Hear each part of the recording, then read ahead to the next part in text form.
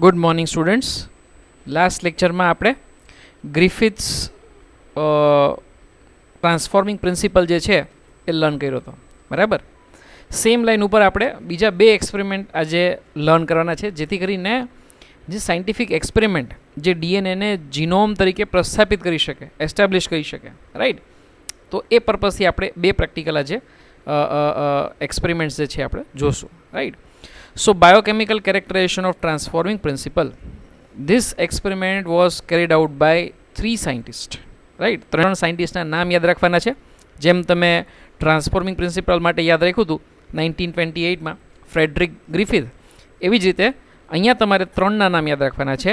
That is ઓસ્વાલ્ડ every, choline મેકલોઇડ અને McLean મેકકાર્ટી. હવે નામ થોડાક તમને વિચિત્ર લાગશે, રાઈટ, પણ એટલીસ્ટ તમને સિંગલ નામ જે છે એ તો તમને યાદ રહી જશે એવું મને લાગે છે. સે ફોર એક્ઝામ્પલ એવરી, મેકલોઇડ અને મેકકાર્ટી, રાઈટ. આ 3 નામ યાદ કમ્પેરેટિવલી રહી જાય એવા છે. આમ તો આખું જ નામ યાદ રાખવાનું છે, ઓસ્વાલ્ડ એવરી, કોલિન મેકલોઇડ અને મેકલિન મેકકાર્ટી, બરાબર.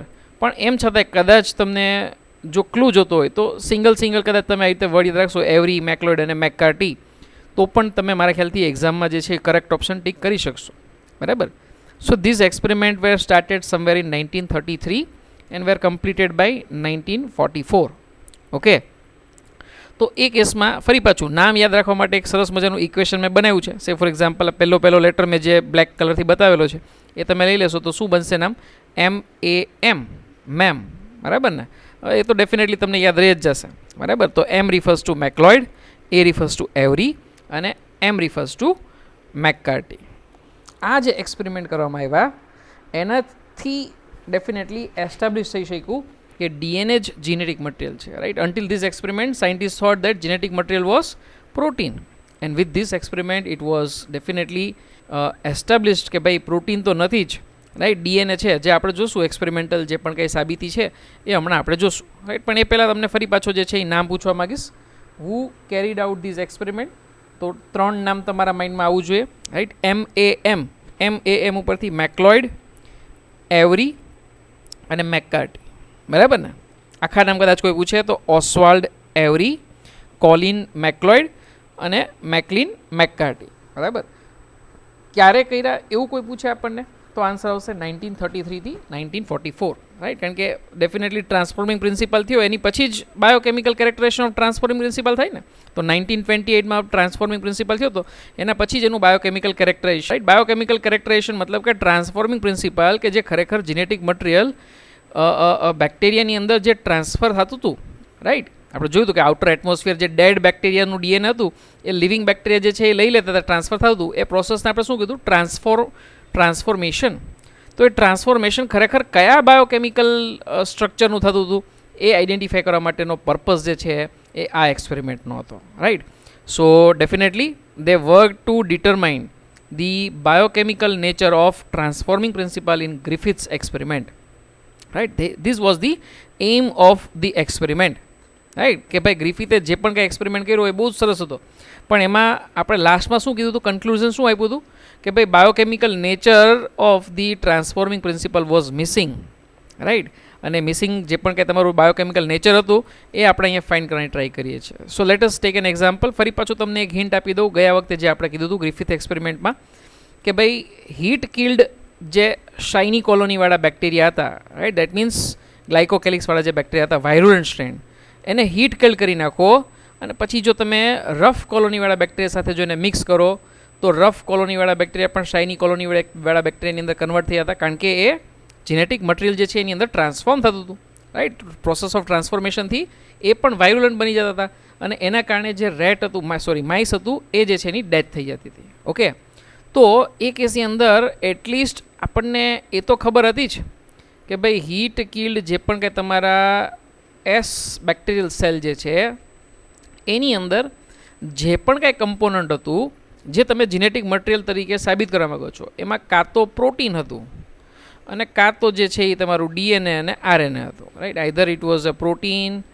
Or it was a DNA or it was RNA, right. તો સીધી વસ્તુ છે કે લિપિડ કે કાર્બોહાઈડ્રેટ તો ના જ હોઈ શકે ને, બરાબર. કાં તો એ ડીએનએ હતું, કાં તો પ્રોટીન હતું, કાં તો આરએનએ હતું. તો એ કેસમાં લિપિડ અને કાર્બોહાઈડ્રેટ એક પણ એંગલથી જે કહી શકાય કે ભાઈ લિસ્ટ આપણે જે ગણીએ છીએ જીનેટિક મટીરિયલ માટેના લિસ્ટ, એની અંદર ક્યાંય ફિટ બેસતા નહોતા. તો એવરી એન્ડ કોવર્કર્સ, રાઈટ, એટલે મેક્લોઇડ અને મેકકાર્ટી, આ લોકોએ શું કર્યું કે ભાઈ હીટ કિલ્ડ જે એસ સેલ્સ હતા એનું જે પણ કાંઈ સોલ્યુશન હતું એમાંથી લિપિડ અને કાર્બોહાઈડ્રેટને પહેલાં શું કરી નાખ્યા, દૂર કરી નાખ્યા, right. With the help of some chemicals lipids and carbohydrates were remove, right. આવું શું કામે કર્યું?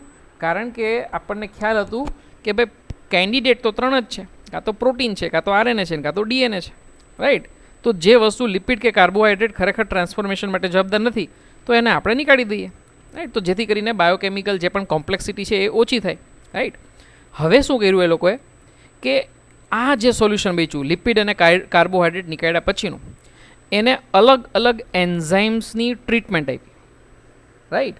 દરેક 3 અલગ અલગ સ્ટેજ હતા. એકમાં પ્રોટીનેઝ નાખ્યા, એકમાં આરએનએઝ નાખ્યું અને ત્રીજામાં ડીએનએઝ નાખ્યું, રાઈટ. તમને ખ્યાલ છે જ્યાં પણ વર્ડ આવશે ASE એનો મતલબ શું થશે? It is responsible four degradation of that component, right. Normally it is bin read like that, fine. અને એ કેસમાં સે ફોર એક્ઝામ્પલ વેન આઈ સે પ્રોટીનેઝ, તો પ્રોટીનનું ડાયજેશન કરતા હોય એવા એન્ઝાઇમ. સિમિલરલી RNAs તો મતલબ કે આરએનએનું ડાયજેશન કરતા હોય એવા એન્ઝાઇમ. અને ડીએનએઝ મતલબ કે જે ડીએનએનું ડાયજેશન કરતા હોય એ પ્રકારે, રાઈટ. તો અલગ અલગ 3 જે છે એ ટ્રીટમેન્ટ આપી. સે ફોર એક્ઝામ્પલ 3 ટ્યુબ હું બતાવીશ, એમાંથી પહેલી ટ્યુબ અહીંયા બતાવી છે પ્રોટીનેઝિસ આપણે એની અંદર એડ કર્યા. આ જે તમારું સોલ્યુશન હતું લિપિડ અને કાર્બોહાઈડ્રેટ નીકાળ્યા પછીનું, એની અંદર હવે આપણે 3 એક સરખા ભાગમાં ડિવાઈડ કરી છે અને ડિવાઈડ કર્યા પછી હવે એની અંદર શું નાખીએ છીએ આપણે? We are adding પ્રોટીનેઝિસ. પ્રોટીનેઝિસ નાખશું એટલે શું થશે? પ્રોટીન ડાયજેસ્ટ થઈ જશે. ડાયજેસ્ટ થશે તો મતલબ કે હવે સેમ્પલમાં પ્રોટીન બચ્યા નથી. Now we will add this solution to you કે say that the R cells, right. Solution of culture having R cells.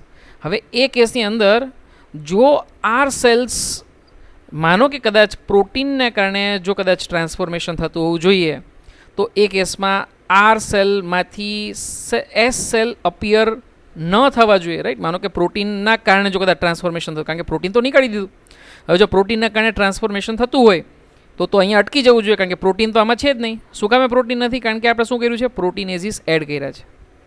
પણ જેવું તમે આર સેલ્સ રફ કોલોનીવાળા જે બેક્ટેરિયલ સેલ્સ સ્ટ્રેપ્ટોકોકસ ન્યુમોની જે છે એ આ ફ્લાસ્કની અંદર એડ કરશો તો એસ સેલ અપિયર થાય છે, મતલબ કે ટ્રાન્સફોર્મેશન થાય છે. જો ટ્રાન્સફોર્મેશન થાય છે તો એનો ક્લિયરલી મતલબ એવો થયો કે અહીંયા પ્રોટીનનો ટ્રાન્સફોર્મેશનમાં કોઈ રોલ આવતો નથી, અથવા તો જીનેટિક મટીરિયલ કે જેના કારણે જે તમારા રફ કોલોનીવાળા બેક્ટેરિયા છે એ જે કહી શકાય તમારા શાઇની કોલોનીવાળા બેક્ટેરિયાની અંદર ટ્રાન્સફોર્મ થઈ ગયા છે, એમાં ક્યાંક ને ક્યાંક જે છે જીનેટિક મટીરિયલ પ્રોટીન હોવું જોઈએ નહીં, કંઈક બીજી વસ્તુ હોવી જોઈએ, પણ પ્રોટીન તો ના જ હોવું જોઈએ. કારણ કે પ્રોટીન નહોતું એમ છતાં પણ રફ કોલોનીવાળા બેક્ટેરિયા શાઇની કોલોનીવાળા બેક્ટેરિયાની અંદર ટ્રાન્સફોર્મ થઈ ગયા, બરાબર. સેકન્ડ ટ્રાય કરીએ આપણે આરએનએઝિસ એડ કરવાની, રાઈટ. આરએનએઝિસ મતલબ કે રાઇબો ન્યુક્લિયેઝ, રાઈટ. એવા એન્ઝાઇમ કે જે આરએનએને ડાયજેસ્ટ કરી શકે, રાઈટ. તો એ કેસમાં આરએનએઝિસ જેવા આપણે એડ કર્યું તો સેમ્પલની અંદરથી આરએનએ હશે એ બધું ડાયજેશન થઈ ગયું. That means this sample is not containing RNA. And then again what we do is we again added a culture containing R cell, okay. અને પછી ફરી પાછું ઓબ્ઝર્વ કર્યું કે ટ્રાન્સફોર્મેશન જે છે એ થાય છે કે નહીં, રાઈટ. કે વાયરુલન્ટ એસ સ્ટ્રેન જે છે એ પ્રેઝન્ટ છે કે નહીં.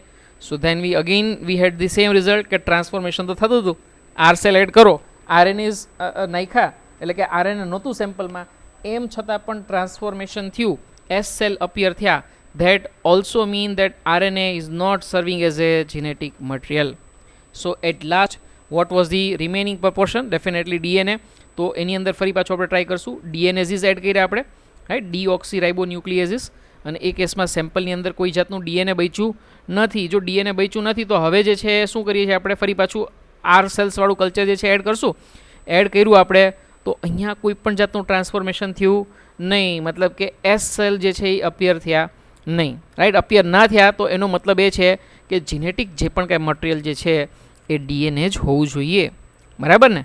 તો બહુ જ સિમ્પલ રીતે જે છે, આમ તો સિમ્પલ ના કહી શકાય, એ જે તે ટાઈમે 1944ની અંદર આ વસ્તુ એસ્ટાબ્લિશ કરવી, that the genetic material was genetic material is DNA, એ ઘણું હેડેક હતું. ઘણા બધા લોકોએ બાયોકેમિકલ નેચર જે છે એ ફાઇન કરવાની ટ્રાય કરી, પણ એમને સક્સેસ નહોતું મળ્યું. But then definitely Avery, McLeod and McCarty, this three right together they make this happen in reality. Right, એમને સાબિત કરી બતાવ્યું કે ડીએનએ જ ખરેખર જીનેટિક મટીરિયલ છે. ફરી પાછું જે છે તમને લોજિકલી જ તમારે યાદ રાખવાનું છે, આમાં બીજું કશું છે નહીં, અને ગોખવાનો પ્રયત્ન બિલકુલ ના કરતા એક્સપેરિમેન્ટને. So again what we are doing is the transforming principle, right, which was established by Griffith. Same experiment was done, right. What he explained was, wherever you add the genetic material, because once you are heat killing the bacteria, definitely all other segments will be destroyed, only genetic material is remaining. કઈ રીતે genetic material બાકી રહી છે અથવા તો જે છે એ એક્ઝિસ્ટન્સમાં રહી છે, કઈ રીતે સાબિત કર્યું? તો હીટ કિલ્ડ એસ સેલની સાથે એને જે પણ કંઈ તમારા લિવિંગ આર સેલ્સ હતા, રાઈટ, આર સેલ્સ એટલે કે સ્ટેપ્ટોકોકસ ન્યુમોનિયાની એવી સ્ટ્રેન કે જે રફ કોલોની છે, એની સાથે જો તમે મર્જ કરો તો એ જે જીનેટિક મટીરિયલ જે છે એ ક્યાંક ને ક્યાંક એની અંદર ટ્રાન્સફર થાય છે, જે પ્રોસેસને આપણે ટ્રાન્સફોર્મેશન તરીકે આઈડેન્ટિફાઈ કરી. હવે એ કમ્પોનન્ટ ખરેખર ડીએનએ છે, આરએનએ છે કે પ્રોટીન છે, એ સાબિત કરવું હોય તો કે ભાઈ પ્રોટીન હટાવી દો, ટ્રાન્સફોર્મેશન થાય છે કે નહીં, ચેક કરો. સિમિલરલી આરએનએ હટાવી દો, ટ્રાન્સફોર્મેશન થાય છે કે નહીં, ચેક કરો. અને ડીએનએ હટાવી દો, ટ્રાન્સફોર્મેશન થાય છે કે નહીં, ચેક કરો. જો આ ત્રણ વસ્તુ સિક્વન્શિયલી ચેક કરો તો એસ્ટાબ્લિશ થઈ જાય કે ભાઈ ત્રણમાંથી કયું કમ્પોનન્ટ છે. Same thing was been done, right. પણ એટલીસ્ટ એને એ તો ખબર હતી કે લિપિડ અને કાર્બોહાઈડ્રેટ તો રેસમાં છે જ નહીં, તો એને સૌથી પહેલાં એને નીકાળી દીધા, right. So they remove lipid and carbohydrates. then what they do is they subject the solution to the various treatment of the enzymes. કયા enzymes? પ્રોટીનને રિમૂવ કરવા માટે કયા એન્ઝાઇમ આવશે? પ્રોટીનેઝ. ડીએનએને રિમૂવ કરવા માટે ડીએનએઝ, અને આરએનએને રિમૂવ કરવા માટે RNase, right. So you add, once you add the solution of, you can say that proteinases into this sample, then definitely જે તમારા પ્રોટીન જે છે સેમ્પલમાં બચશે નહીં. and then you check by adding the culture of R cells whether transformation happens or not, whether S cell appears or not. Definitely if S cell appears, that does mean transformation occurs. Similar thing you can said again repeat with the addition of only ribonucleases. In that case sample જે છે એની અંદર RNA બિલકુલ આવશે નહીં. again same કરો, add RNA, add R cells. again whether the transformation has occurred or not, તો yes અહીંયા transformation થાય છે ડેફિનેટલી. તો એનો મતલબ કે જીનેટિક મટીરિયલ પ્રોટીન અથવા તો આરએનએમાં હોવું જોઈએ નહીં. અને છેલ્લે આપણે ચેક કર્યું દેટ ડીએનએઝિસ ઇફ યુ એડ, તો એ કેસમાં જે છે આર સેલ એડ કર્યા પછી પણ નવા એસ સેલ અપિયર થતા નથી, મતલબ કે ટ્રાન્સફોર્મેશન થતું નથી. તો આ એસ્ટાબ્લિશ કરે છે, રાઈટ. કન્ક્લુડિંગ સ્ટેટમેન્ટ શું આવશે એક્સપેરિમેન્ટનું? That transformation can not happen unless a DNA is present, and that's why DNA must be the hereditary material, right. તો આ ક્યાંક ને ક્યાંક જે છે એ ઇનડાયરેક્ટ પુરાવો જે છે એ આપ્યો, રાઈટ. તો ક્યાંક ને ક્યાંક ફર્સ્ટ ટાઈમ એવું થયું કે ભાઈ DNA as a hereditary material establish. But then you know that nature of scientist, બધા લોકો જે છે એ જ્યાં સુધી સંપૂર્ણ રીતે કન્વિન્સ ના થાય ત્યાં સુધી સાયન્ટિફિક કોમ્યુનિટી માને નહીં. તો ઘણા બધા લોકોએ માની લીધું કે ભાઈ ડીએનએ જીનેટિક મટીરિયલ છે, but then still all biologist were not convince, right. મારીને તમારી જેવા હોય ને કે ના ભાઈ હજી એક થોડીક સાબિતી આપો, આ તમે જે છે એ 70-80% તો સાબિત કરી આપ્યું, પણ 100% હજી જે છે એ સાબિત થતું નથી. ડીએનએ જે છે તમે સાબિત કરી બતાવો. તો એ કેસમાં definitely steel there was one more experiment that was done. That was without any doubt, right. લોકોએ જે છે એ માનવું પડ્યું that yes genetic material is DNA, right. સૌથી પહેલું કોઈ એવું કહે કે ભાઈ સૌથી પહેલું જીનેટિક મટીરિયલ ડીએનએ છે એવું પ્રસ્થાપિત કોણે કર્યું? તો આન્સરમાં તમે લખશો MAM મતલબ કે મેકલોઇડ, મેકકાર્ટી અને એવરી, બરાબર ને. અને અલ્ટિમેટલી જે છે ડીએનએની જે પણ કે જેનેટિક મટીરિયલ તરીકે સાબિતી જે છે એ આપણને હર્શી અને ચેઝ એક્સપેરિમેન્ટથી જે છે એ મળી, રાઈટ. સો અનઇક્વિવોકલ પ્રૂફ, અનઇક્વિવોકલ પ્રૂફ મતલબ કે કોઈ પણ ડાઉટ વગર, રાઈટ, જીનેટિક મટીરિયલ ડીએનએ છે એવું પ્રસ્થાપિત જે છે એ 1952ની અંદર from the experiments of Alfred Hershey and Martha Chase, right, it came to know. So this experiment was carried out on you can say that bacteriophages. I hope you are very clear with this term. Bacteriophages નો મતલબ થશે phage મતલબ કે to eat, right. તો કોને આપણે eat કરવાના છે? તો say for example bacteria.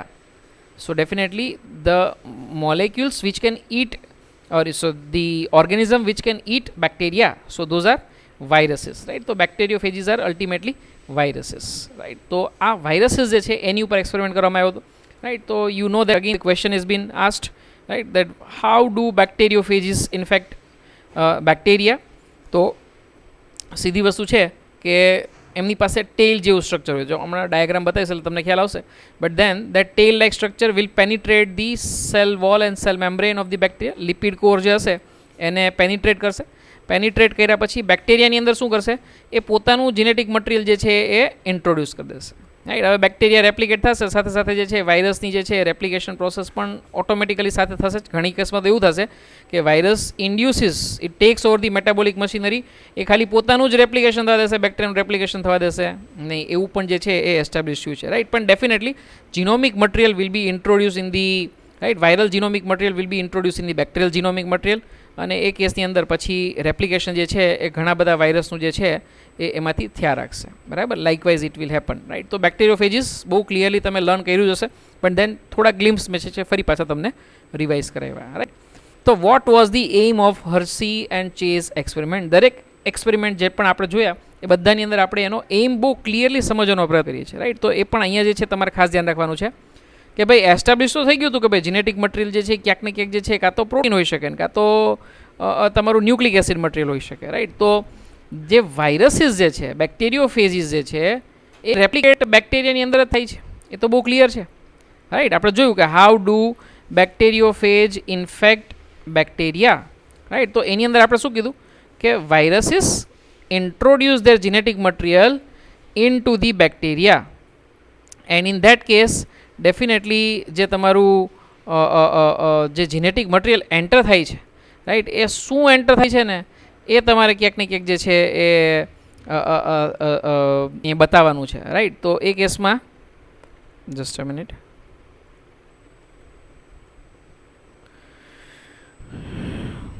whether that genetic material, I don't know whether how, but this symbol is not going off. Try કરું છું, but